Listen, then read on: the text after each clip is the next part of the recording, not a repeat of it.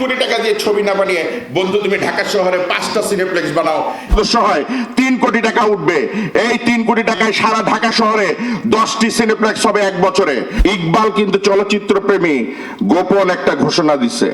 আপনাদের বর্তমান সময়ের সাকিব খান সুপারস্টার, সে যখন এই এফডিসির মাটিতে প্রথম মাইরের শিকার হয়, সোজা বাংলা যদি বলি, এই আজকে কাদের ষড়যন্ত্রে ইকবাল আর সাকিব খানের লড়াই?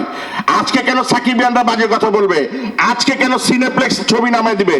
ষড়যন্ত্র, ষড়যন্ত্র, ষড়যন্ত্র, ষড়যন্ত্র।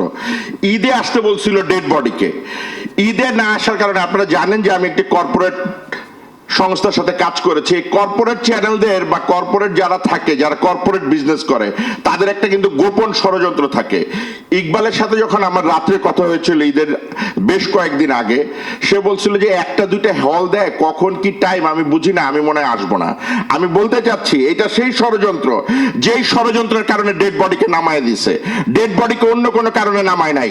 আমি জোর গলায় বলতে চাই এটা ষড়যন্ত্র সিনেপ্লেক্সদের, যে তুমি ঈদে আসবা না, আমরা তো এই দেশে বহুত কিছু।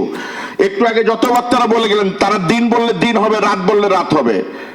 আপনাদের বর্তমান সময়ের সাকিব খান সুপারস্টার, সে যখন এই এফডিসির মাটিতে প্রথম মাইরের শিকার হয়, সোজা বাংলা যদি বলি, এই এমডি ইকবাল মগবাজার থেকে আমাদের ছোট ভাইদেরকে খবর দিয়ে আইনা সে সাকিব খানকে বাঁচাইছিল।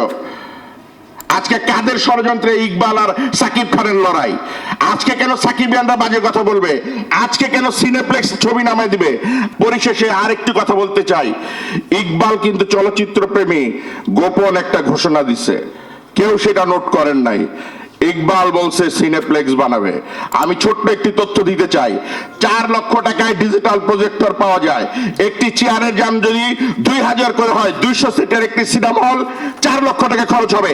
4 4 8 লাখ টাকা, আর 12 লাখ টাকা যোগ হলে 20 লাখ টাকায় 200 সিটের সিনেপ্লেক্স বাংলাদেশের যে কোনো মার্কেটের উপরে বানানো সম্ভব। যারা এখানে জাদরেল পরিচালক আছেন, আপনারা যদি 1 লক্ষ টাকা করেও আপনাদের 300 সদস্য হয়, 3 কোটি টাকা উঠবে। এই 3 কোটি টাকায় সারা ঢাকা শহরে 10টি সিনেপ্লেক্স হবে 1 বছরে, 2 বছরে 20টি, 3 বছরে 30টি।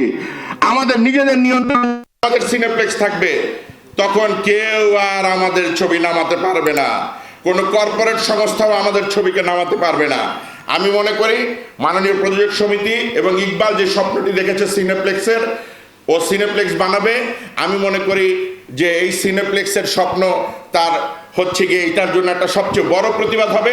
1 কোটি টাকা দিয়ে ছবি না বানিয়ে বন্ধু তুমি ঢাকা শহরে 5টা সিনেপ্লেক্স বানাও, এই আশাবাদ ব্যক্ত করে আমি সবাইকে ধন্যবাদ জানিয়ে শেষ করছি।